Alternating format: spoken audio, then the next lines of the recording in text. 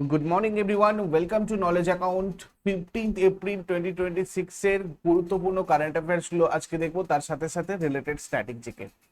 আজকে শুরু করার আগে সবাইকে পয়লা বৈশাখের আন্তরিক শুভেচ্ছা এবং অভিনন্দন। শুভ নববর্ষ সকলকে। এবং আজকে এই পয়লা বৈশাখ উপলক্ষে তোমাদের সবার জন্য একটা বিশেষ ঘোষণা রয়েছে। নলেজ অ্যাকাউন্ট অফিসিয়াল অ্যাপের সমস্ত ব্যাচে 15% অফ থাকছে। পয়লা 26 এই কুপন কোডটা ইউজ করে 15 এপ্রিল থেকে 19 এপ্রিল পর্যন্ত সমস্ত ব্যাচে। এই রিলেটেড কোনো কোয়ারিজ থাকলে তোমরা ওপরে দেওয়া যে নাম্বার, সেই নাম্বারে গিয়ে হোয়াটসঅ্যাপ অথবা কল করে আমাদের সাথে যোগাযোগ করতে পারো। চলো, ফার্স্ট কোয়েশ্চেন আজকে আমরা দেখে নেব। 2026 সালের এপ্রিলে বিহারের নতুন মুখ্যমন্ত্রী হিসাবে কে নির্বাচিত হয়েছেন? বিহারের নতুন মুখ্যমন্ত্রী কে হলেন? সম্রাট চৌধুরী। জেনে নেবো এনার সম্পর্কে একটু ডিটেলসে। এনার একটা ছদ্ম নাম রয়েছে বা ডাক নাম রয়েছে, যেটা হচ্ছে তোমার রাকেশ কুমার। সম্রাট চৌধুরী রাকেশ কুমার ছদ্মনামে পরিচিত। 2025 সালে তারাপুর বিধানসভা কেন্দ্র থেকে বিহার বিধানসভায় নির্বাচিত হয়েছিলেন। বিহারের ইতিহাসে বিজেপির এটা প্রথম মুখ্যমন্ত্রী সম্রাট চৌধুরী। ইনি বিহারের 24তম মুখ্যমন্ত্রী। বিহার বিজেপির রাজ্য সভাপতি হিসাবেও দায়িত্ব সামলেছেন এর আগে, এবং পদত্যাগের আগে রাজ্যের উপমুখ্যমন্ত্রী হিসাবে তিনি দায়িত্ব পালন করেছিলেন। লেফটেন্যান্ট জেনারেল সৈয়দ আতা হাসনাইন বর্তমানে 2026 সাল থেকে বিহারের গভর্নর হিসেবে দায়িত্বরত। আর এই বিহার এটা গঠিত হয় 22 মার্চ 1912, অর্থাৎ 1912 সালের 22 মার্চে। এর রাজধানী হচ্ছে আমাদের পাটনা। আন্তর্জাতিক সীমানা শুধু নেপালের সাথে রয়েছে 726 কিলোমিটার। রাজ্যের সীমানা যদি দেখি, উত্তরে নেপাল, পূর্বে পশ্চিমবঙ্গ, দক্ষিণে ঝাড়খণ্ড এবং পশ্চিমে উত্তরপ্রদেশ দ্বারা বেষ্টিত। টোটাল 38টা জেলা, সরকারি ভাষা হিন্দি। বিধানসভার 243টা আসন, লেজিসলেটিভ কাউন্সিল 75টা আসন, রাজ্যসভার 16টা আসন, লোকসভার 44টা আসন। হাইকোর্ট হচ্ছে পাটনা হাইকোর্ট। বর্তমান রাজ্যপাল সৈয়দ আতা হাসান নাইন, আর বর্তমান মুখ্যমন্ত্রী Samrat Choudhary. State animal Indian bison or gaur. State bird sparrow. State tree peepal Gond, Birjia, Asur, Savar, পারাহাইয়া, চেরো, বীরহর, Santhal, Baiga, এগুলো হচ্ছে এখানকার উপজাতি। ছট পূজা, বিহুলা, এগুলো এখানকার ফেস্টিভ্যাল। আচ্ছা, তোমাদের কোর্সের মধ্যে কারেন্ট অ্যাফেয়ার্স এর ইয়ারলি তোমাদের যে পিডিএফ রয়েছে, জানুয়ারি 2025 থেকে ডিসেম্বর 2025, তোমরা এটা কোর্স সেকশনে পাবে। বাদ বাকিগুলো A4 সাইজের যে পিডিএফ, সেটা তোমরা ইবুক সেকশনে নলেজ অ্যাকাউন্ট অফিসিয়ালের পাবে। ঠিক আছে, ইবুক সেকশনে, যেখানে তোমাদের ইন্টারভিউ গাইডেন্সটাও দেওয়া রয়েছে। তোমরা অ্যাপটা গুগল প্লে স্টোরে গিয়ে সার্চ করে নাও, নলেজ অ্যাকাউন্ট অফিসিয়াল, এটা ডাউনলোড করলে এগুলো সব পাবে।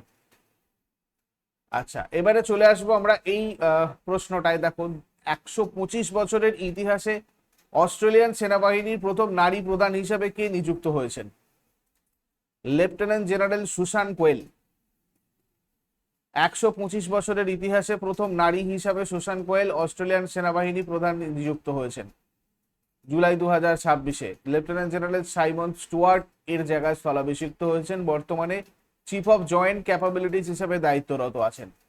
এরপর 2026 সালের এপ্রিলে জাতীয় সড়কের পাশে ঔষধি গাছ লাগানোর জন্য NHAI কোন উদ্যোগ চালু করেছে? আরোগ্য বন উদ্যোগ চালু করেছে। National highway authority of India, আমাদের NHAI এর উদ্যোগে এটা হয়েছে। জাতীয় সড়কের পাশে ভেষজ বা ঔষধি গাছের বাগান তৈরি করার লক্ষ্যে 11টা রাজ্যের 17টা প্লটে প্রায় 62.8 হেক্টর জমিতে 67,482টা ঔষধি গাছ লাগানো হবে। স্থানীয় জলবায়ু অনুযায়ী প্রায় 36 রকমের ঔষধি গাছ, নিম, আমলকি, জাম, তেঁতুল, গুলার, মৌলসারি, এই টাইপের গাছ, এগুলোকে নির্বাচন করা হয়েছে মানে ভেষজ গাছ হিসাবে। টোল প্লাজা, মহাসড়কের পাশে বিশ্রামাগার, ইন্টারচেঞ্জ এবং ক্লোভার লিফ জাংশনের কাছে এই বাগানগুলো করা হবে, যাতে মানুষের মধ্যে সচেতনতা বাড়ে। এরপর 2026 সালের এপ্রিলে ইসরো গগনযান মিশনের অংশ হিসাবে কোন গুরুত্বপূর্ণ পরীক্ষাটা সফলভাবে সম্পন্ন করেছে, যেটা সম্প্রতি চর্চায় রয়েছে? সেটা হচ্ছে IADT-02। দেখে নিই এই জিনিসটা কি। ইসরো সফলভাবে দ্বিতীয় integrated air drop test, IADT মানে হচ্ছে ইন্টিগ্রেটেড এয়ার ড্রপ টেস্ট, এটা সম্পন্ন করেছে। সতীশ ধাওয়ান স্পেস সেন্টার শ্রীহরিকোটা থেকে এটা করেছে। দেখো, মহাকাশচারী যারা গগনযানে যাবে, গগনযান মিশনের সময় যাবে, তারা যাতে নিরাপদে পৃথিবীতে ফিরে আসতে পারে, তো তাদেরকে পৃথিবীতে ফিরিয়ে আনার জন্য প্যারাশুট বেসড ডিলেরেশন বা গতি কমানোর পদ্ধতি এবং রিকভারি সিস্টেম যাচাই করার লক্ষ্যে এই পরীক্ষা। এরপর 2026 সালের এআইইউ ন্যাশনাল মুড কোর্ট কম্পিটিশনে কোন বিশ্ববিদ্যালয় বিজয়ী হয়েছে? Benaras Hindu university. AIU national moot court competition 2026 Benaras Hindu university বিজয়ী হয়েছে। অ্যাসোসিয়েশন অফ ইন্ডিয়ান ইউনিভার্সিটিজ আয়োজন করেছে ইন্টিগ্রাল ইউনিভার্সিটি অনুষ্ঠানে। বিজয়ী দল হিসাবে বেনারস হিন্দু ইউনিভার্সিটি 25,000 টাকা নগদ অর্থ, ট্রফি এবং মেডেল জিতেছে। মুড কোর্ট এটা হচ্ছে আইনের শিক্ষার্থীদের জন্য একটা কৃত্রিম আদালত, যেখানে তারা আইনি বিতর্ক আর গবেষণার মাধ্যমে নিজেদের দক্ষতা প্রমাণ করে। দেখো, উইনার হয়েছে বেনারস হিন্দু ইউনিভার্সিটি, 25,000 টাকা নগদ পুরস্কার, আর রানার আপ হয়েছে চণ্ডীগড় ইউনিভার্সিটি, 11,000 টাকা নগদ পুরস্কার। এরপর 2026 সালের এপ্রিলে উত্তর কোরিয়া কোন নৌ ধ্বংসকারী জাহাজ থেকে তাদের ক্ষেপণাস্ত্র পরীক্ষা চালিয়েছে? চোয়ে হিয়ন। দেখো, 2026 সালের 14 এপ্রিল উত্তর কোরিয়া তাদের এই চোয়ে হিয়ন থেকে পশ্চিম উপকূলে 5টা শক্তিশালী মিসাইল, মানে 2টো স্ট্র্যাটেজিক ক্রুজ আর 3টে অ্যান্টিশিপ সফলভাবে পরীক্ষা করেছে, যেটার মূল উদ্দেশ্য ছিল তাদের নৌবাহিনীর যুদ্ধের প্রস্তুতি আর আধুনিক প্রযুক্তিগত সক্ষমতা যাচাই করা বা সবাইকে দেখানো। এরপরে তামিল নববর্ষ বা পুতান্ডু সাধারণত কোন মাসে পালিত হয়? তামিল নববর্ষ বা পুতান্ডু এটা পালিত হয় কবে? চিথিরাইতে। এটা হচ্ছে, দেখো, অ্যাকচুয়ালি তামিলদের প্রথম মাস, তামিল সৌর ক্যালেন্ডারের প্রথম মাস চিথিরাই। এর আরেক নাম রয়েছে পুতান্ডুর, যেটার নাম হচ্ছে বারুস পিরপু। এই দিনে সূর্য মেষ রাশিতে প্রবেশ করে। পুতান্ধুর উল্লেখ প্রাচীন সঙ্গম সাহিত্যে পাওয়া যায়। এটা মূলত কৃষিচক্র এবং বসন্তের আগমনের সাথে যুক্ত। নতুন বছরের ভোরে শুভ জিনিস যেমন ফল, ফুল, সোনা, আয়না দেখার রীতিকে কন্যি বলা হয়, যেটা সৌভাগ্য বয়ে আনে বলে বিশ্বাস করা হয়। এই দিনে একটা বিশেষ খাবার তৈরি করা হয় যাতে মিষ্টি, টক, তেতো, ঝাল সব ধরনের স্বাদ থাকে, যেটা জীবনের বিভিন্ন অভিজ্ঞতার মানে সুখ দুঃখের প্রতীক হিসাবে রিপ্রেজেন্ট করা হয়।